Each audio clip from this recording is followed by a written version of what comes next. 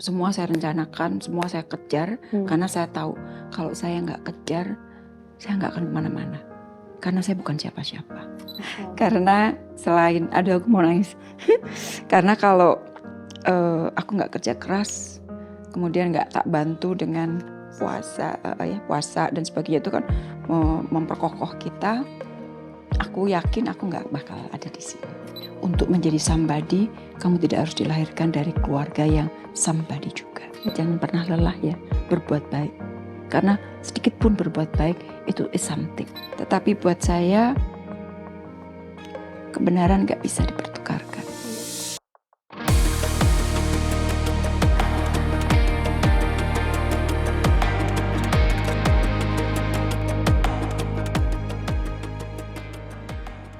Assalamualaikum warahmatullahi wabarakatuh. Brave Beauties, Beauties Wardah semuanya, apa kabar? Semoga sehat dan dalam keadaan yang tentunya diberkahi, dirahmati Allah SWT. Karena lagi-lagi kita masih dalam bulan suci Ramadan. Dan semoga semua langkah-langkah kebaikan terus menambah dan tentu membawa kebaikan-kebaikan dalam diri sendiri dan tentunya dalam lingkungan kita. Nah, hari ini hari yang sangat spesial. Why? Because I have the most awaited guest. Ini sebenarnya aku sudah menanti-nanti lama sekali untuk bertemu dengan sosok yang luar biasa. Beliau adalah perempuan berkarya, perempuan berdampak, perempuan mendunia.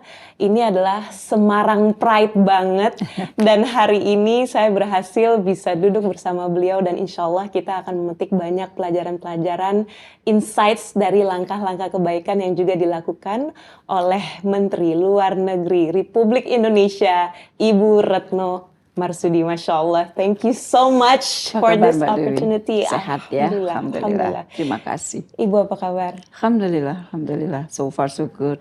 Ramadannya lancar. Alhamdulillah, semoga terus lancar ya. Amin. Ibu, aku tegang, tapi nggak boleh tegang karena ini yang aku nantikan. Langsung aja ya, I really want to know. Kan semuanya itu berproses, semuanya itu pasti berawal dari satu mimpi, satu titik.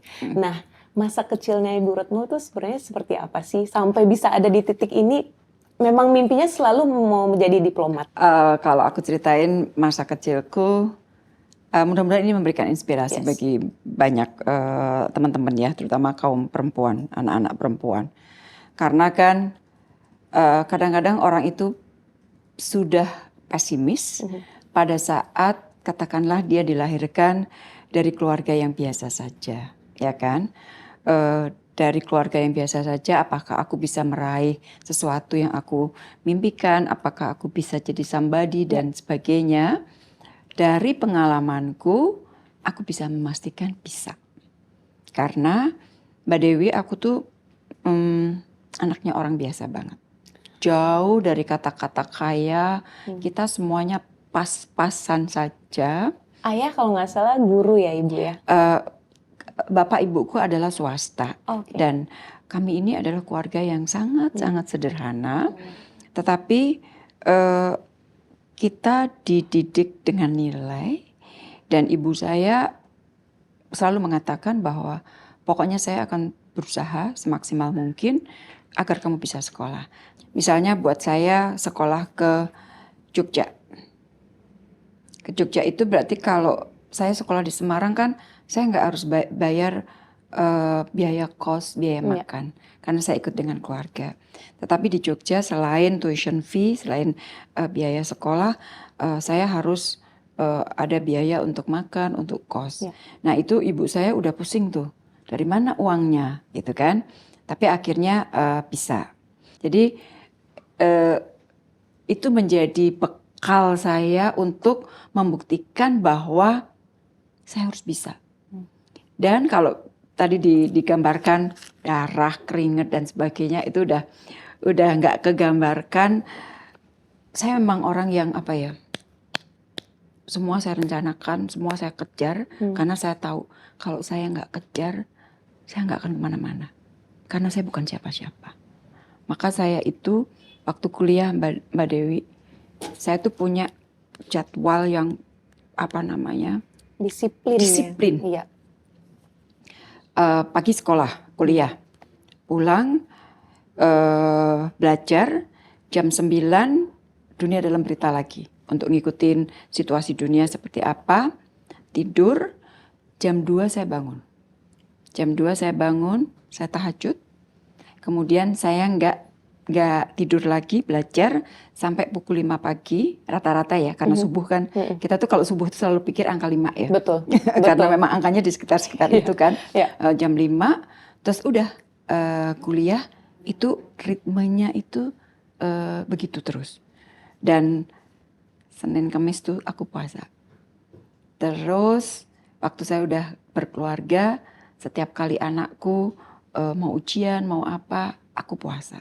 Jadi hidupku penuh dengan puasa. Karena selain, aduh aku mau nangis. Karena kalau aku nggak kerja keras, kemudian nggak tak bantu dengan support puasa, puasa dan sebagainya itu kan memperkokoh kita. Aku yakin aku nggak bakal ada di sini. Gitu. Karena ibuku juga kalau anak-anaknya lagi ujian dan sebagainya, ibuku puasa.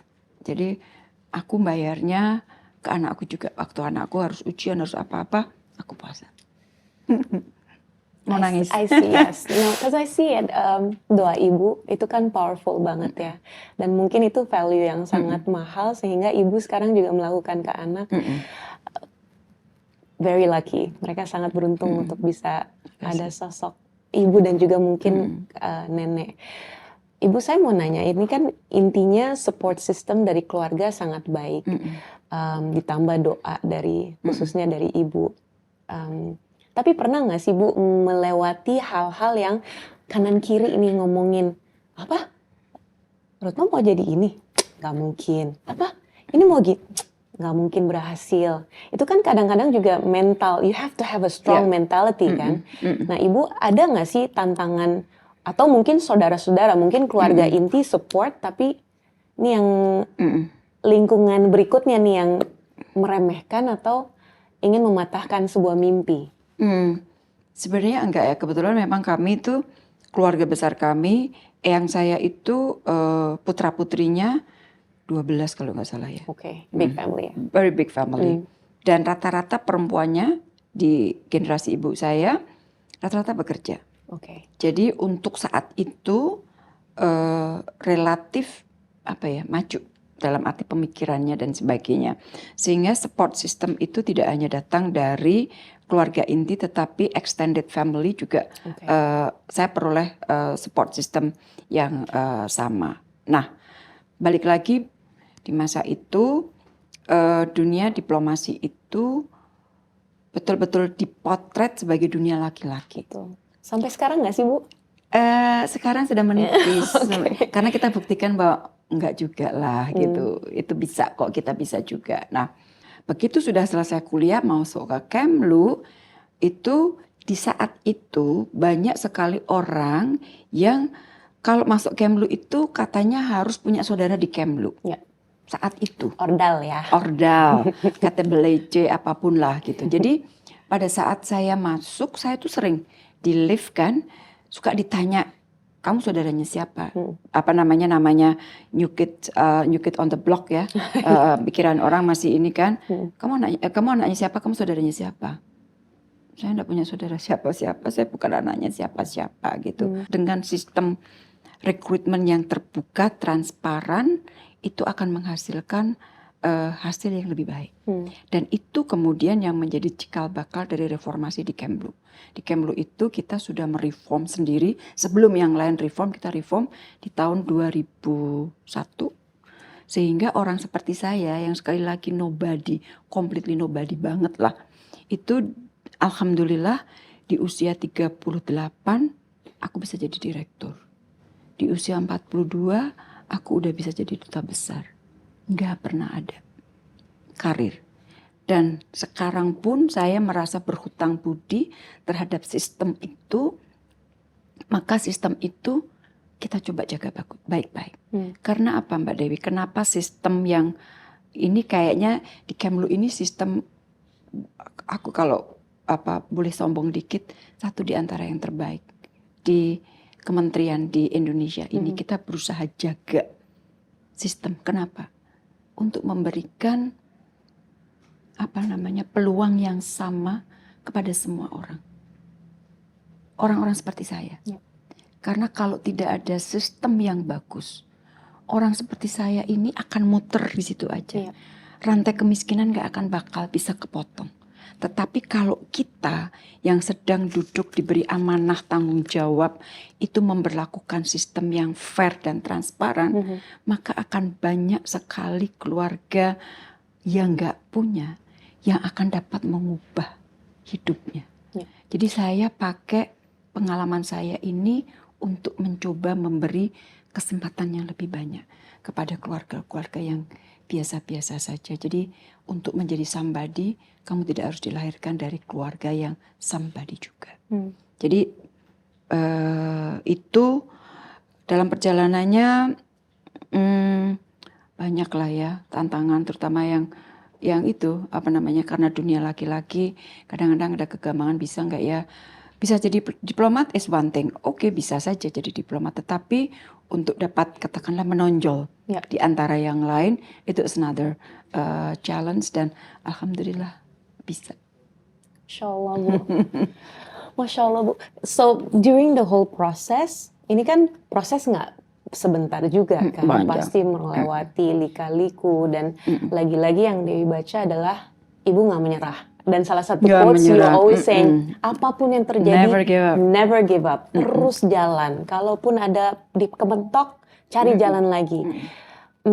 Bisa Ibu sebutkan nggak one moment yang Ibu benar-benar inget, ini kayaknya udah mentok banget, tapi no, I'm not gonna give up. Ini saya akan membuktikan. Itu kan udah berhasil ya, Ibu masuk ke dalam dunia laki-laki, masuk menjadi diplomat. Nah ternyata pas nyemplung, nah ini dia nih, langsung harus menjalani hal-hal yang ya kita udah bayangin ini pasti berat gitu. Jadi waktu kecil waktu masih muda kan harus ngurus anak-anak, harus ke kantor, harus ngurus rumah tangga, macem-macem gitu ya.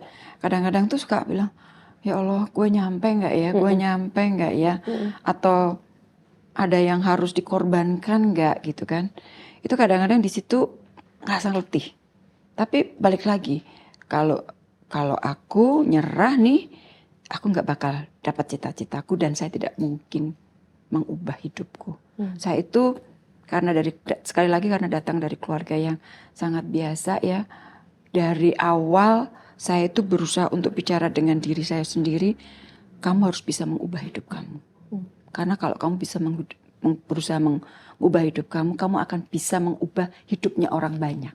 Jadi itu yang jadi penguat aku. Dalam perjalanannya adalah Mbak Dewi, namanya manusia ya, pasang surut, pas down, pas ada masalah, bertubi-tubi, udah mau nyerah. Tapi ingat lagi, aku punya cita-cita ya yang belum dapat diwujudkan. Bangkit lagi. Makanya aku selalu bilang, be brave, never give up. Be brave, never give up. Cocok sama Brave Beauties. Ibu, saya jadi pengen tahu sebenarnya berarti dalam diplomasi ini yang Ibu sedang jalankan, khususnya untuk luar negeri, apa sih yang Ibu sedang perjuangkan untuk Indonesia? Jadi aku bisa bagi dua ya. Kalau yang diperjuangkan Indonesia itu nomor satu adalah kepentingan nasional pasti ya. Kepentingan nasional itu macam-macam. Nah kalau yang sekarang yang kita memang agak dominan itu adalah diplomasi ekonomi kita. Tapi yang lain, sisi yang kedua itu adalah kontribusi kita kepada perdamaian dunia. Ini amanat konstitusi. Nah di sini sekarang ini kita sedang berjuang banyak untuk membela Palestina.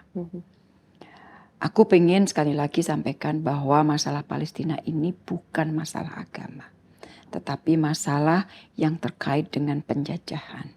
Oleh karena itu sesuai dengan amanah konstitusi kita, maka penjajahan itu harus dienyahkan dari dunia ini. Jadi saya termasuk Mbak Dewi, Menteri Luar Negeri yang sangat gigih dan konsisten, vokal mengenai masalah Palestina. Dan jangan dibayangkan bahwa being a vokalis bukan yang nyanyi ya. Vokalis dan nyanyi. Vokalis dalam artian orang yang memperjuangkan Menyuarakan, sebuah ya. prinsip secara konsisten itu mudah. Enggak. Tekananku Mbak Dewi, tekanan dari mana-mana. Dari luar pasti, dari negara-negara lain pasti, dari dalam kadang-kadang. Jadi tekanan banyak sekali, tetapi saya sampaikan enggak. Saya akan terus berjuang. Karena saya yakin betul yang saya perjuangkan itu adalah sesuatu yang benar. Betul. Dan saya orang yang agak fleksibilitasnya agak sedikit untuk mengatakan yang benar itu benar, yang salah itu salah. Jadi aku nggak bisa salah disuruh ngomong benar, benar suruh ngomong salah, diaduk-aduk. Itu buat saya nggak bisa. Saya nggak bisa. Karena upbringing saya adalah nilai, kebenaran. Maka saya selalu bicara jangan pernah lelah ya berbuat baik. Karena sedikit pun berbuat baik itu is something. Jadi pada saat saya mendapatkan tekanan saya bilang, saya dengarkan. Dan pada saat kemudian kamu bisa mengubah posisi? Enggak, saya nggak akan mengubah posisi. Maka saya berjuang di lini manapun yang saya dapat berjuang untuk Palestina. Termasuk yang paling terakhir itu saya bicara menyampaikan oral statement di depan Mahkamah Internasional. Itu teks, itu kan teks hukum ya. Teks hukum tapi campuran dengan hati. Jadi saya dengan tim legal saya mengcraftednya, memformulasikan betul-betul dengan hati. Dan sekali lagi basisnya adalah memperjuangkan sebuah kebenaran. Karena kadang-kadang hidup itu sudah menjadi pragmatis ya. Tukar menukar oke lah, kepentingan selalu ada. Tetapi buat saya kebenaran gak bisa dipertukarkan. Itu berlaku untuk hidup saya pribadi dan itu berlaku untuk saya dalam menjalankan profesi saya sebagai diplomat. Saya akan berjuang untuk sebuah kebenaran. Insya Allah. Ibu kalau boleh mungkin Dewi mewakili seluruh Indonesia, because this is a topic yang sangat cukup berat ya, apalagi kita setiap hari kan lihat berita-berita yang ada dan levelnya semakin berat, kebayang gitu warga Palestina, Gaza. It's heartbreaking ya, it really is heartbreaking. Dan mungkin ini adalah pertanyaan semua orang karena I've seen your speeches, aku udah lihat materi dan apa yang diangkat sama ibu itu powerful banget.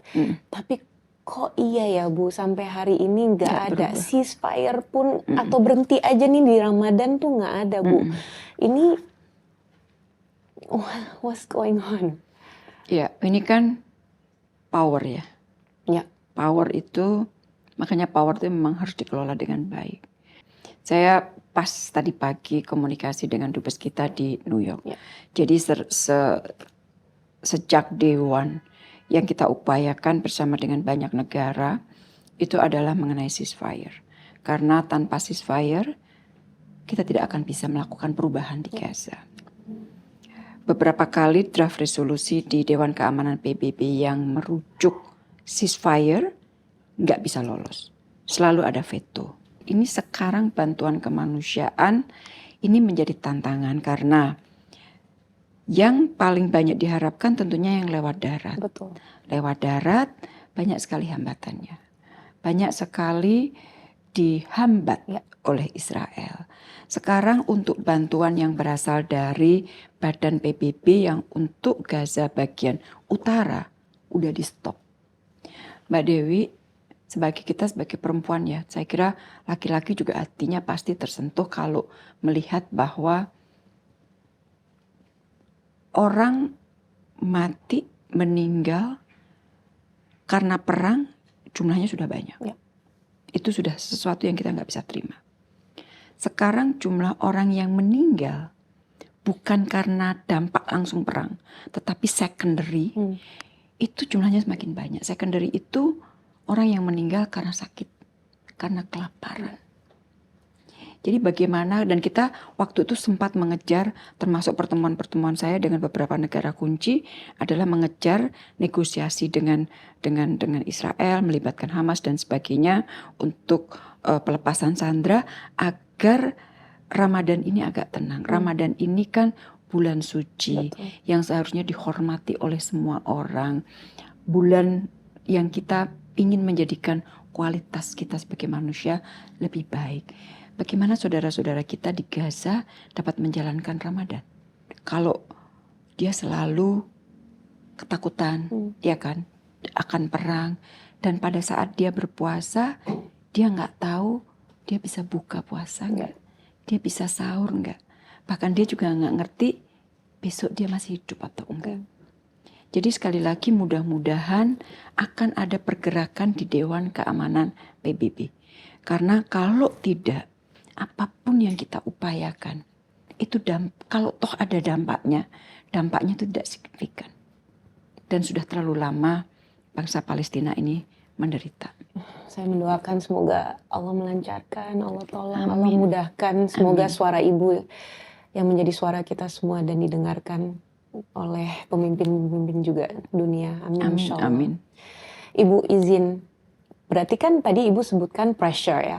So you're getting pressure luar negeri, dalam negeri, kanan kiri semuanya juga pressure.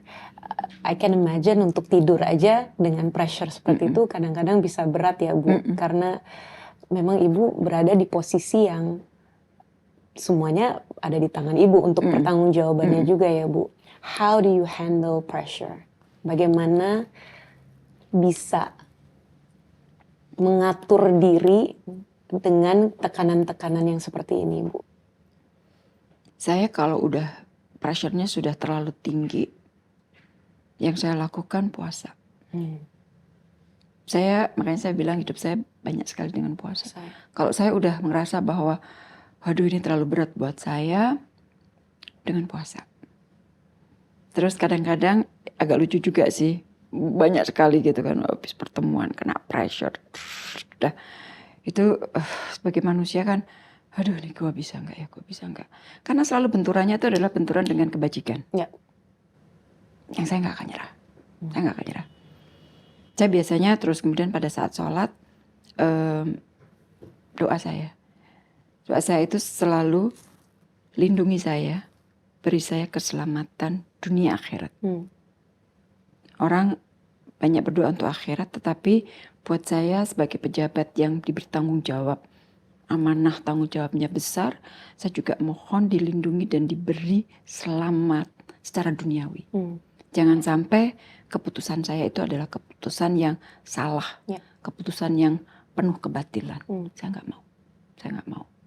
Nah, jadi biasanya dengan kadang-kadang kalau saya pressure-nya pas nggak jam sholat, lucunya begitu kena anteman, gitu kan, terus lari, wudhu aja, pokoknya wudhu supaya ada rasa tenang ya, bahwa aku mudah-mudahan aku diberi kekuatan dan sebagainya gitu.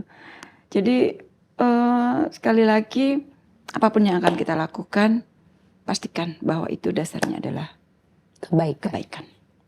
Insya Allah hasilnya akan baik. Amin. Itu aja. Insya Allah. Bu jadi penasaran, ini off topic. When was the last time you got angry?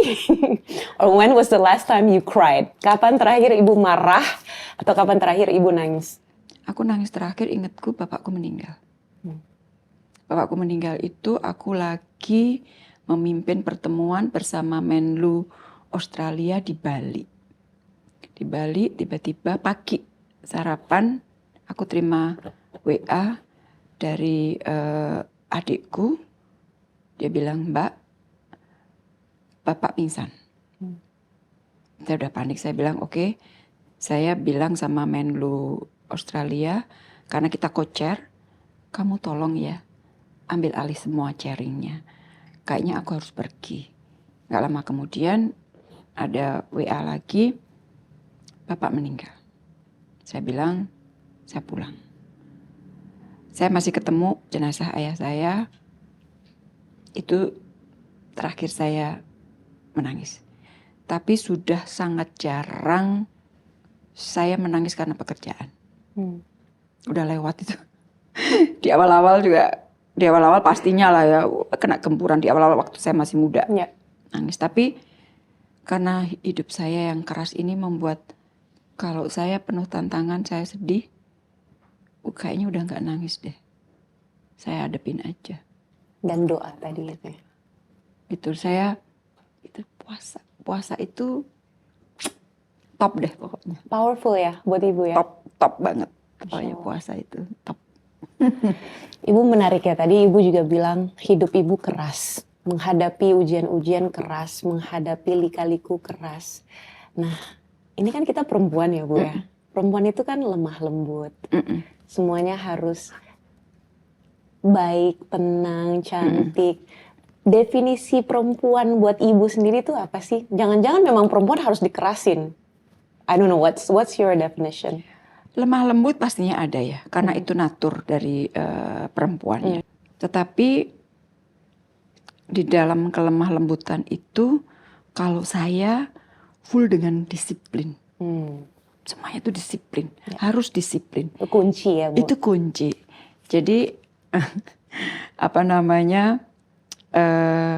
kadang-kadang itu orang banyak yang lingkungan saya banyak yang juga protes karena terlalu disiplin. Mungkin ekstrim, mungkin. Saya terima kritik agak kebangetan sih disiplinnya. Ya udah, gak apa-apa. Tapi that's me. Dan disiplin itu perlu ditegakkan. Nah, saya ingin menyimpang dari pertanyaan. Kita itu dalam hidup. Kalau ibu saya itu bilang eling. Eling itu apa ya? Ingat. Selalu ingat. Sampai sekarang ibu saya selalu bilang, manggil saya Mbak karena saya anak nomor 1. Eling ya Mbak. Eling itu kamu harus ingat dari mana kamu berasal. Kamu harus ingat apa yang kamu putuskan. Kamu harus ingat semuanya.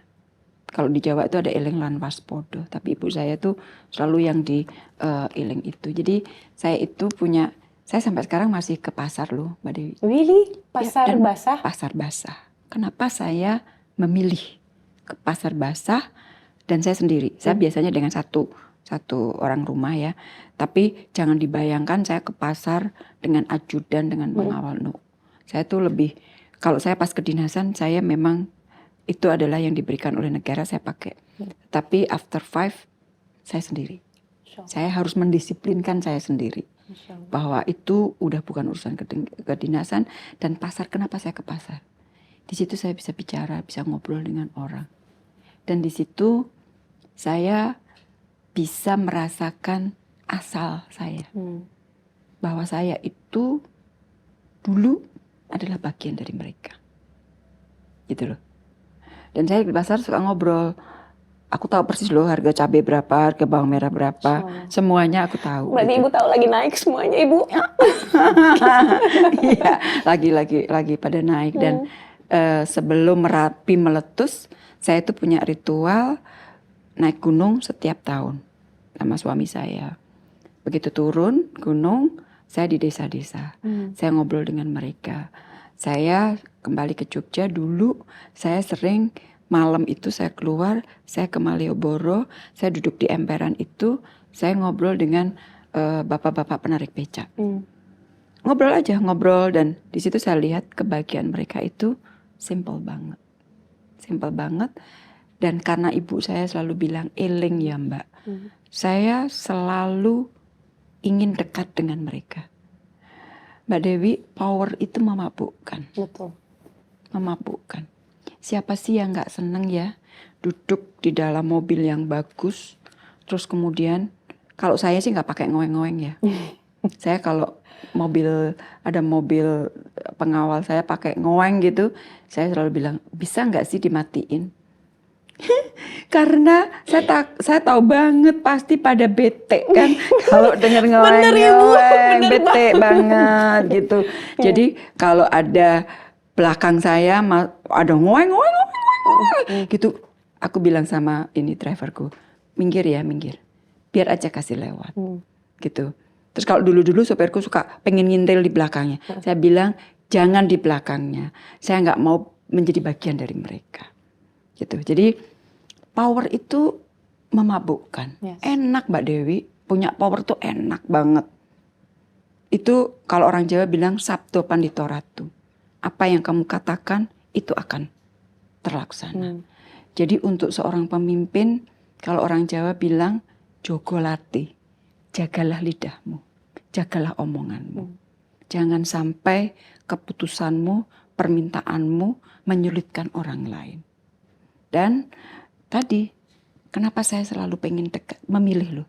Saya kan bisa, saya suka juga belanja di supermarket, ya. Saya kadang-kadang, tapi saya memilih untuk belanja di pasar basah. Karena saya ingin mengingatkan saya bahwa saya adalah bagian dari mereka. Ibu, that's such a lovely story. Terima kasih. I didn't know, nggak tahu ada sisi ini tentang Ibu, Masya Allah. Jadi pengen tahu, so what's next, Bu? What's next for you? Apakah dalam, you're already at the stage kan, sudah di titik ini lebih tinggi lagi, bisa nggak sih Bu? Sudah cukup. Oke. Sudah cukup. Diberi tanggung jawab sebagai Menteri Luar Negeri 10 tahun buat saya itu menjadi menteri. Banyak yang tanya, Bu, jadi menteri pernah jadi cita-cita enggak? Enggak. Saya pengen jadi diplomat, iya. Karena saya mengukur kan. Oke, jadi diplomat udah bagus lah, gitu kan. Tapi kemudian saya diberi rezeki lebih oleh Allah, bisa jadi menteri perempuan pertama untuk Menteri Luar Negeri, 10 tahun. Jadi kalau ditanya, itu sudah lebih dari cukup. Dan sekali lagi ini masalah disiplin. Kita juga harus tahu bahwa ada mulai dan ada waktu untuk berhenti. Dan kita harus bicara dengan diri kita sendiri. Sekarang ini bicara bahwa oke ya, kamu sudah harus berhenti. Jadi kamu harus cari hidup yang berbeda. Ya kan, berbeda. Dan itu perlu kedisiplinan. Karena kalau enggak, kita akan terus. Karena enak. Kita akan terus. Disitulah kita harus mendisiplinkan diri kita sendiri. Bahwa kamu harus berhenti. Cukup. Ini cita-cita yang muluk tapi nggak tahu bisa apa enggak. Pengen belajar agama. Masya Allah. Pengen belajar agama. Karena kan sekarang tuh kan lari yang terus-terus kan.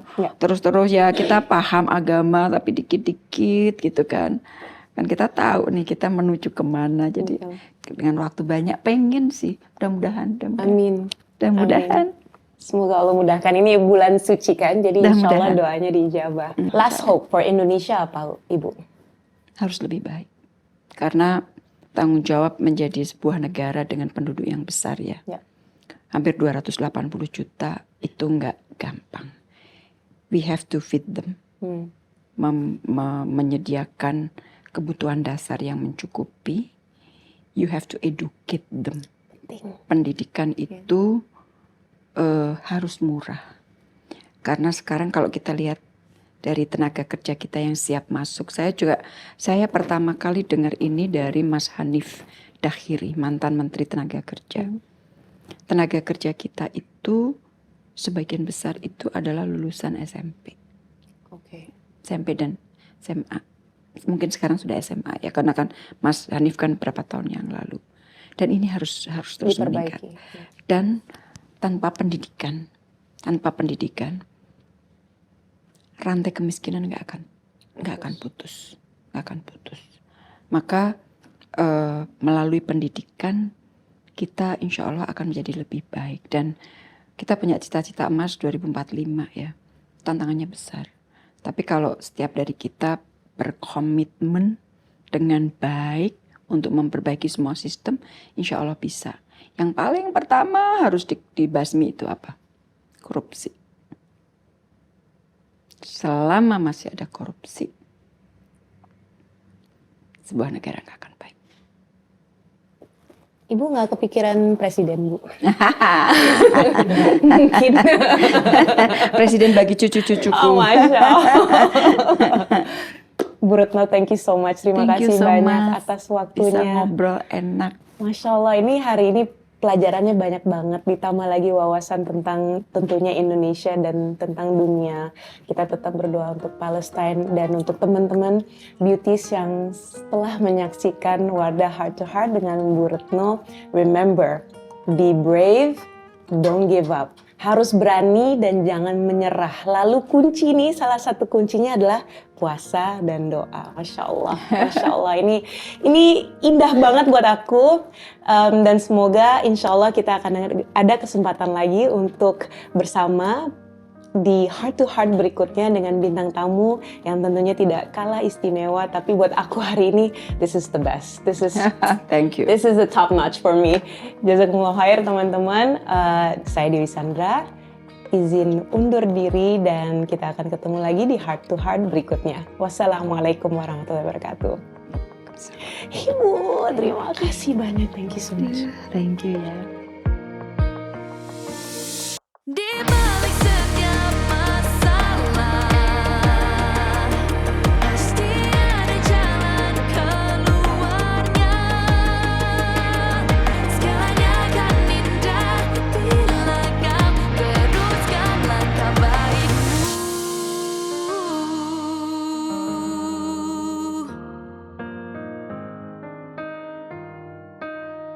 Teruskan langkah baikmu.